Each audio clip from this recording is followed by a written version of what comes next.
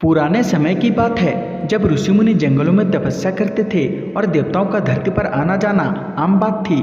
हिमालय की एक गुप्त गुफा में एक बालक ने तपस्या आरंभ की। उसका मन एक सवाल से उलझा था, क्या देवों के देव महादेव सच में गांजा पीते थे?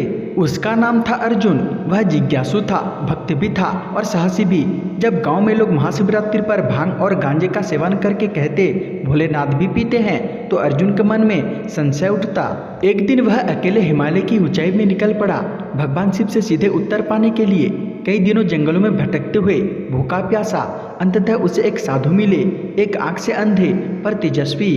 उन्होंने मुस्कुराकर पूछा, किस खोज में हो बालक? अर्जुन ने सच सच बता दिया, मैं जानना चाहता हूँ कि क्या महादेव सच में गांजा पीते हैं और क्यों?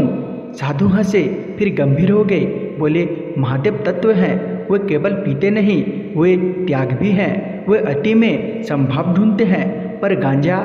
चलो मैं तुम्हें एक कथा सुनाता हूँ। बहुत समय पहले जब समुद्र मंथन हुआ, विष निकला, कालकूट। उस विष को जब किसी ने ग्रहण नहीं किया, तब भगवान शिव ने उसे गले में रोक लिया।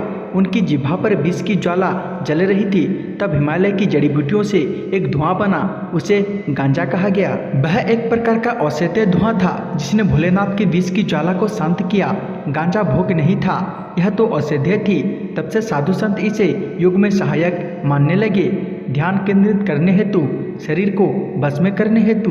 अर्जुन समझ चुका था, महादेव गांजा पीते थे, पर वह साधारण नशा नहीं था, वह उनका विषहरण था, उनका स्वयं था। वह वापस लौटा, गांव के बच्चों को उसने वही कथा सुनाई और सबसे कहा, भोलेनाथ का अनुसरण करना है तो उनके ज्ञान, त्याग और संभाव को अपनाओ, ना कि सिर्फ उनके प्रतीकों को। जिसे लोग नशा समझते हैं वह कभी विषहरण भी हो सकता है। फर्क है दृष्टिकोण का। महादेव नशे में नहीं थे, वो तो समाधि में थे।